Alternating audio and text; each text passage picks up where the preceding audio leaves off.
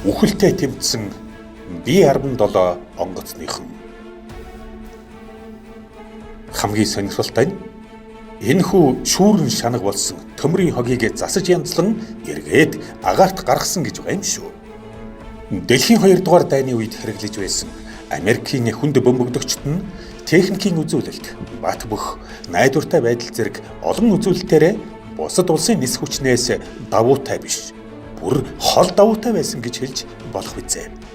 Үүний нэг жишээ нь тухайн үед олноор хэрэглэж байсан нисдэг цайз хэмээх B-17 онгоц юм. Энэ онгоц маш их гэмтэл авсан ч баялдааны даалгавраа биелүүлэн эргэн ирсэн олон сонин зураг байдгаас хамгийн алдартай зураг түүний түүхийг энэ удаа сонирхуулъя.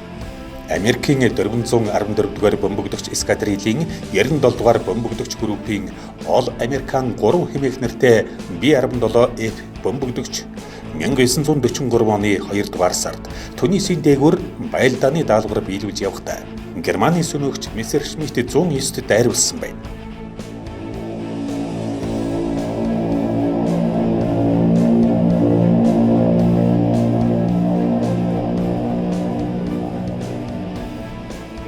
Харилцан буудалцах үед Германы сүнөөгчнээс өгч шархтан онгоцон удирдах чадваргүй болсон бололтой чигээрээ давхиж ирэн нисдэг цайзын арын хэсгийг дээрээс доош чиглэлд мөргөжээ. Цогилтоос болж Германы сүнөөгч онгоц бутвсэрсэн бөгөөд зарим нэг хэсэг нь бөмбөгдөгч онгоцны их биед хавчуулагдсан үлдсэн байна. Бөмбөгдөгчийн хувьд зүүн стабилизатор буюу тэнцвүүлэгч, өөрөөр хэлбэл онгоцны сүүл хэсэгт байх жижигхэн далавч шиг зүйл.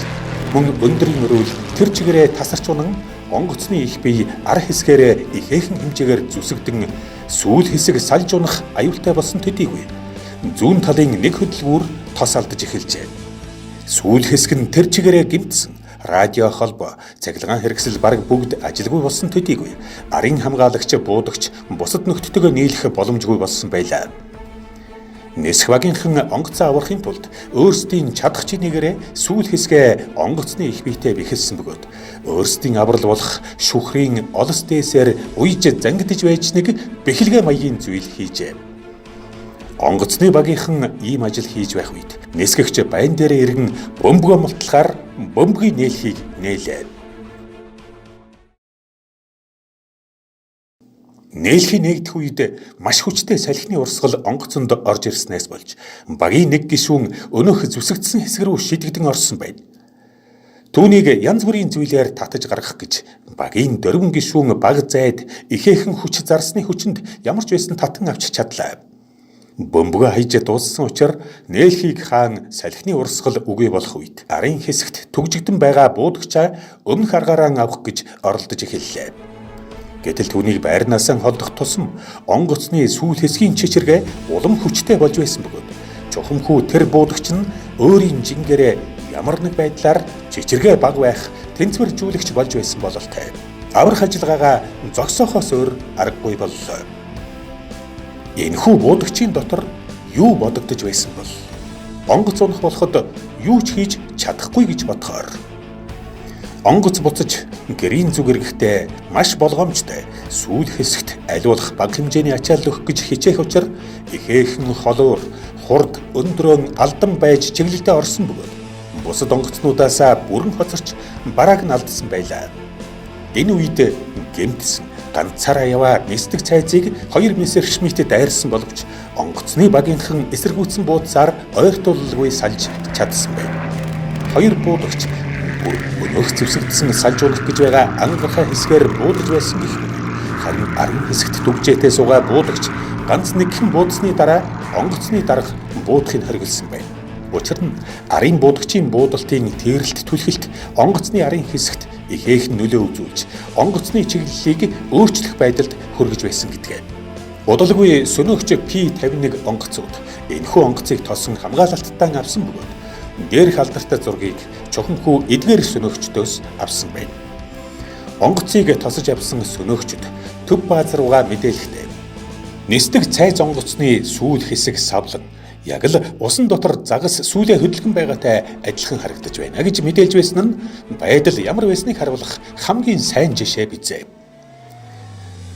Сөнөөгчд ийм гэмтэлтэй онгоцыг газарт бууж яасан ч чадахгүй гэж дамжуулж байсан бөгөөд холбоо барих аргагүй учраас гар хөлөөрөө онгоцоо хаяад үсэр бааз руу ойртуулахгүй аюултай гэж ойлгуулах гэж дохио өгч байлаа.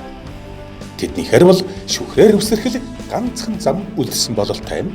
Гэтэл B-17-гийн нисгэгчид бүх шүхэр бүр нөөц шүхрийн хүртэл онгоц бэхлэхэд зориулсан учраас шүхрээр үсрэх ямар ч аргагүй буун замаас зайлгэж дохиогоор ойлгуулж чаджээ.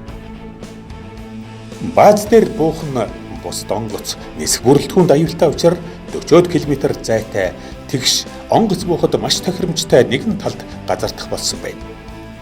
Ингээд мөргөлдөөнөөс хойш 2 цаг хагасын дараа сүүлийн хаялан явах онгоц маань Ослын буулт хийсэн бөгөөд энэ аюултай нислэг газардах үйл ажиллагааны үеэр ганц ч хүн гэмтэж бэртсэнгүй. Онгоц буусны дараа олон хүн гэмтлийг хараад нислэгийн үеэр салж унаагүйд нь үнэхээр гайхаж байсан гэдгээ. Олон хүн зөвхөн Тэнгэр бурхны аврал тусын тухай ярьж байсан аж. Тэр Тэнгэр бурхан гэж онгоц зохион бүтээсэн, үйлдвэрлэсэн ажилчид, инженеруудыг хэлж байсан байлгүй. Нэмээд хэлэхэд онгоцны сүүл хэсэгт хоригдсон байсан буудагч мөлгсөөр онгоцноос гарах үед арын хэсэг нумран газар унсан гэдгээ. Нисдэг цайз бол үнэхээр бат бөх онгоц байсныг харуулах өөр хэдэн жишээ. Энэ онгоц 1944 онд Баялдааны даалгавар биелүүлэн бөмбөгөө хийсний дараа Зенитийн Японы сумд оногдон тэр сум онгоцон дотор нь дэлбэрсэн байна.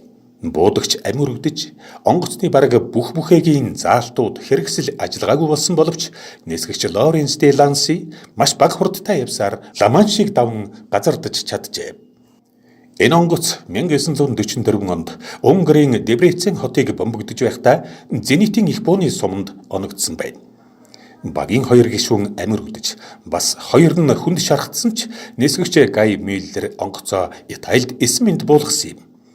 Хамгийн сонирхолтой нь энэхүү шүүрэн шанаг болсон төмрийн хогийг засаж янзлан эргээд агаарт гаргасан гэж байгаа юм шүү. Нисдэг цайзын сүүл хэсэг Зенитийн Японы суманд оногдсон байдал. Хачирхалтай нь онгоцны арын хэсэг дэх хамгаалах буудагч маань үхээгүй бөгөөд дэлбэрэлтийн үеэр онгоцноос шидэгдэн газарт шүхрээр буусны дараа олзлогдсон байна. Зенитийн Японы сумны тесрэлтийн хэлтэрхийд биш. Харин шууд оногдсон боловч буцан ирж газардаж нисгэгч багийн гишүүнээ 9 минут үлдээж байсан энэ найдвартай машины дараагийн үе болох B-24, B-29 зэрэг нь бат бүхийн хувьд нисдэг цайзаас дутхгүй. Харин ч олон зүйлээр илүү байсан бөгөөд B-29 Super Fortress бол тусдаа жижигтэй амтан билээ. Онгоцын дараагийн жижигтэй бичих боломж олдох бизээ. Нийтлэлч Чалчаасаар л